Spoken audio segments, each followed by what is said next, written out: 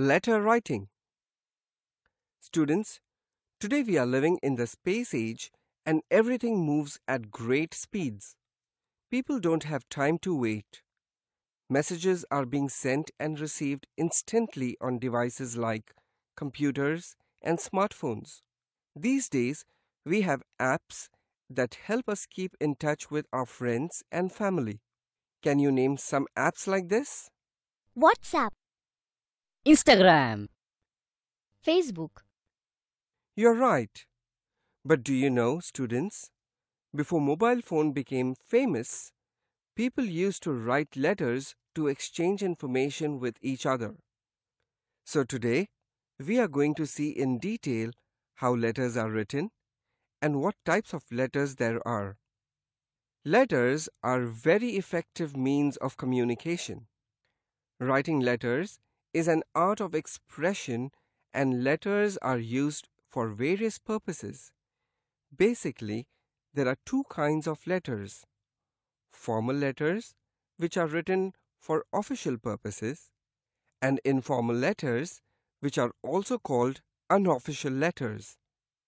Informal letters are written to people with whom we have close relationships, like parents, grandparents, uncles, aunts, siblings, cousins, relatives, and friends. These are people we know very well, and so we do not need to follow any formality while talking to them. On the other hand, formal letters are written to government officials, principals, teachers, managers of companies, editors of newspapers, etc. Let us look at different parts of a formal letter. The first is the sender's address. It is the address of the person who writes the letter. In short, it is the form address.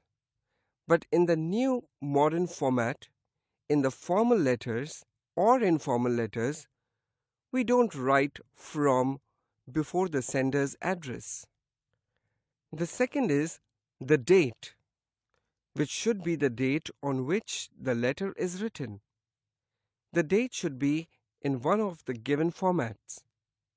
The third part is the recipient's address. It is the address of the person to whom we are writing the letter. It is known as to address. The fourth part of the formal letter is the subject. Here, we can mention the main purpose of writing the letter as a short sentence. The next part is the reference. Here, we write, if it is required, certain important details we will be referring to in the letter, which will serve as background for the topic of the letter, such as registration number, license number, relevant details referring to the previous letters sent regarding the same topic, etc. The next part is the salutation. This is a form of greeting and its style depends on the relationship between the writer of the letter and the person to whom it is addressed. In formal letters, the recipient can be addressed as Sir, Madam, Dear Sir, Madam, or Respected Sir, Madam. Then we have the main body of the letter. This is where the letter writer goes into the detail about the topic and its style will depend on the purpose of the letter. It may have more than one paragraph to indicate changes in the subject matter. The body of the letter can be divided into three sections: the introduction, the body, and the conclusion. Next we have the closing. A formal letter may conclude with "Thank you."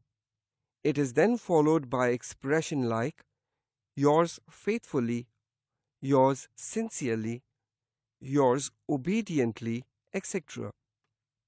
At the end comes the signature followed by the sender's name. If required, the sender can be included either email ID and phone number following their name. If the sender has included any photocopies of the documents, certificates, letters, etc., for reference, then the detail can be mentioned in the section for enclosures at the end of the letter after the signature. Now that we know how to write formal letters, let us look at how to write informal letters. In this kind of letter, too, the first parts are the sender's name and the date.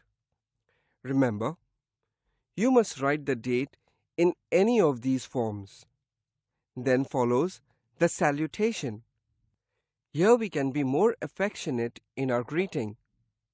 Words that define relationship should be capitalized. For example, my dear father, dear uncle, dearest Shruti Didi, etc. Informal letters do not need a subject. Formal letters need to be to the point in the main body, but informal letters may have either a single elaborate paragraph or multiple paragraphs for introduction, the main body, and conclusion. Even then, the letter writer does not need to stick to a specific topic or use formal language. Finally, you can end the letter with a closing like yours affectionately, yours lovingly, etc., and add your signature after it.